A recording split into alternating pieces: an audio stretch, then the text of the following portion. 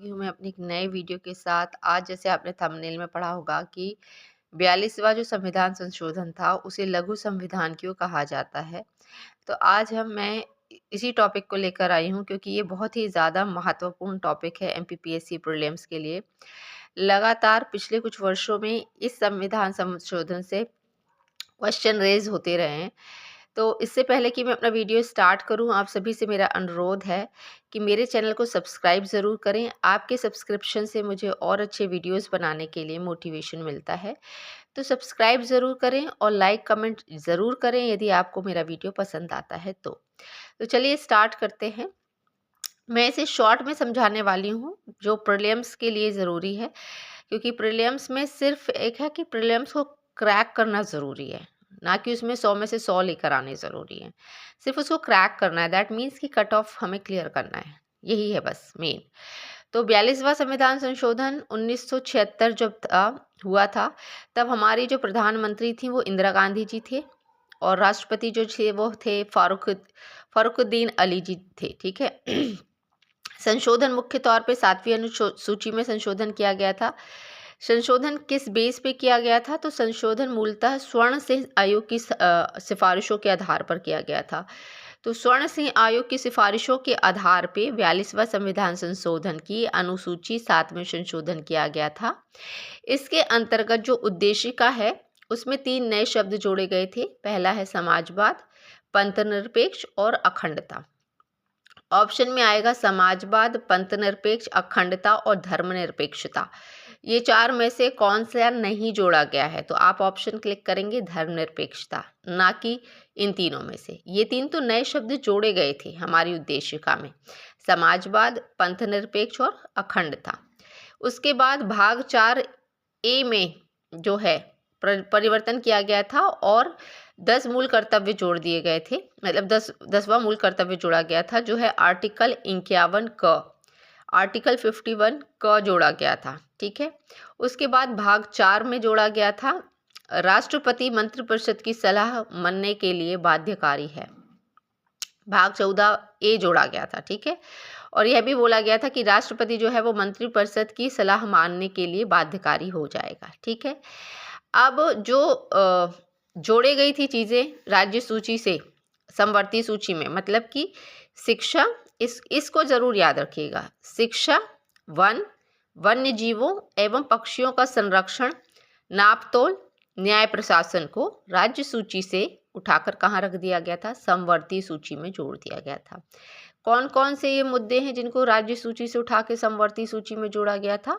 तो शिक्षा है, वन है, वन्य जीवों एवं पक्षियों का संरक्षण, नापतोल, न्याय प्रशासन को राज्य सूची से समवर्ती सूची में जोड़ा गया था। अब लघु संविधान कहे जाने के पीछे क्या मंतव्य है? तो प्रशासनिक तथा अन्य प्राधिकरणों का गठन किया जाएगा अनुच्छेद 323 ए के तहत।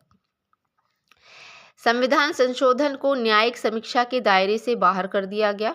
ठीक है। दैट मीन्स कि यदि कोई संविधान संशोधन किया जाता है तो आप उस पर कोई न्यायिक समीक्षा नहीं की जा सकती है। ठीक है। इसके भी कुछ अपवाद हैं, उसको मैं बाद में बताऊंगी। लोकसभा तथा राज्य विधानसभाओं का जो कार्यकाल था पहले 5 वर्ष था, उसको उठाकर कितना कर दिया गया? 6 वर्ष कर दिया गया। नीति निर्देशक तत्वों को लागू करने के लिए मूल अधिकारों का उल्लंघन करने वाले कानूनों की न्यायिक समीक्षा नहीं की जाएगी। ठीक है। राज्य में राष्ट्रपति शासन की अवधि को एक बार में 6 माह से बढ़ाकर 1 वर्ष तक किया जा सकता है। ठीक है। संसद एवं राज्य विधानसभाओं से कोरम की आवश्यकता की समाप्ति कर दी गई। ठीक है। इसके अलावा अपार्ट फ्रॉम दैट 3 नए नीति निर्देशक तत्व जोड़े दिए गए। पहला है सामान्य न्याय और निःशुल्क विधिक सहायता, उद्योगों के प्रबंधन में कर्मचारियों की सहभागिता, पर्यावरण संरक्षण तथा संवर्धन और वन्य जीवों का संरक्षण करना 48 ए के तहत कर दिया गया। अनुच्छेद 48 ए जोड़ा गया। उसके अलावा इसके लिए जो सामान्य न्याय और निःशुल्क विधिक सहायता हेतु नालसा, सालसा और डालसा का गठन किया गया। ठीक है। इसकी फुल फॉर्म आप देख लीजिएगा। ठीक है। मैं एक ओवरव्यू दे रही हूँ 42वें संविधान संशोधन 42वें संविधान संशोधन का।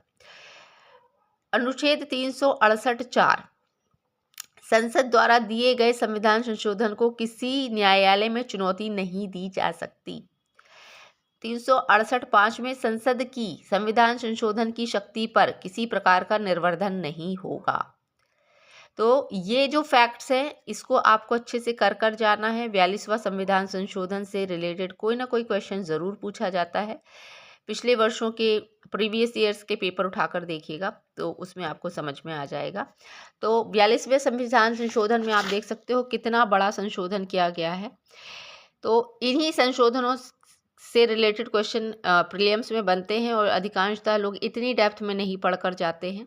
तो यदि आपको वीडियो अच्छा लगा हो और कमेंट करके आप ये कहेंगे कि दीदी सारे संविधान संशोधन एक बार रिवाइज करवा दीजिए, तो मैं ज़रूर आपको सारे संविधान संशोधन जो मैंने अपने नोट्स बनाए थे, जैसे आप देख पा रहे हैं ये 44वां संविधान संशोधन, 49वां, 52वां, मतलब जो ज़रूरी है, जो मेरे नोट्स हैं, तो यदि आप कमेंट करके कहेंगे कि हाँ उन्हें भी एक बार आप करवा दीजिए, तो मैं प्रीलिम्स के लिए जो ज़रूरी महत्वपूर्ण संशोधन है उसका भी एक वीडियो लेकर आऊँगी। बशर्ते कि आपको मेरे चैनल को लाइक और सब्सक्राइब ज़रूर करना होगा ताकि आने वाले वीडियोज़ के अपडेट आपको मिलते रहें। अब मैं विदा लेती हूँ। Thank you.